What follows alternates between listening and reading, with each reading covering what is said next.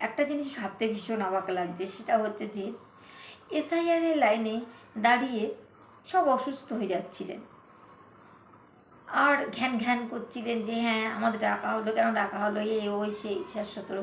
যাই হোক, medical team আমার ডিউটি পড়েছিল, সে সময় আমি দেখেছি। এবং আমার তো মানুষকে বোঝাতে বোঝাতেই মনে হয় আমার 4টে, 4:30, 5টা বেজে গেছে যতক্ষণ ছিলাম আর কি। তো বোঝাতে বোঝাতে কিন্তু যুবসাথীর যে ব্যাপারটা, এখানে যুবকরা, যুবতীরা কেউ অসুস্থ হচ্ছেন না, সবাই সুস্থ রয়েছেন, মানে টাকা পাবে। বুঝতে পারছেন তো? মনের মধ্যে লাড্ডু ফুটছে, লাড্ডু ফুটছে, আমরা টাকা পাবো 1500 টাকা। 1500 টাকা কম টাকা? না হয় দিয়ে দেবো ভোটটা, তাতে কি হয়েছে? 1500 টাকা পাবো, লাড্ডু ফুটছে, আনন্দ হচ্ছে ভেতরে ভেতরে। তবে হ্যাঁ, কাউকে কাউকে দেখেছি একটু মুখ ঢাকতে, একটু লজ্জা পাচ্ছে, কিন্তু লাইনে দাঁড়িয়েছে। হ্যাঁ, কিছু কিছু কিছু কিছু সামথিং কিছু ছেলে পেলে যায়নি, তার মা বাবারা গেছে ফর্ম তুলতে।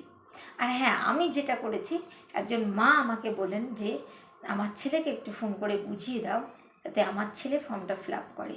কারণ টাকাটা কেউ তার পকেট থেকে দিচ্ছে না, টাকাটা আমাদেরই ট্যাক্সের টাকা থেকে আমাদেরই দেওয়া হচ্ছে। তো তার ছেলেকে আমি ফোন করেছি, বুঝিয়েছি, বলো ঠিক আছে মাসি, আমি ফর্মটা তুলবো বা কাউকে দিয়ে তোলাবো, আমি ফর্মটা দেবো। আমি অনেক বোঝালাম। আর আমি সমস্ত যুবকদের বলবো, যুবতীদের বলবো, আপনারা নেবেন এই টাকা, আমাদের আপনার সকলের ট্যাক্সের টাকা, কেউ কারো পকেট থেকে দিচ্ছে না টাকাটা, তো কেন নেবেন না? অবশ্যই টাকাটা নেবেন, কিন্তু যখন ভোটটা দেবেন চিন্তা ভাবনা করে দেবেন। 1500 টাকায় নিজের ভোটটাকে বিক্রি করবেন না। ভোট বিক্রি করা মানে নিজের আত্মসম্মান বিক্রি করা, নিজের ধর্ম বিক্রি করা, নিজের মান বিক্রি করা, পশ্চিমবঙ্গকে অন্যদের হাতে তুলে দেওয়া। এটা করবেন না।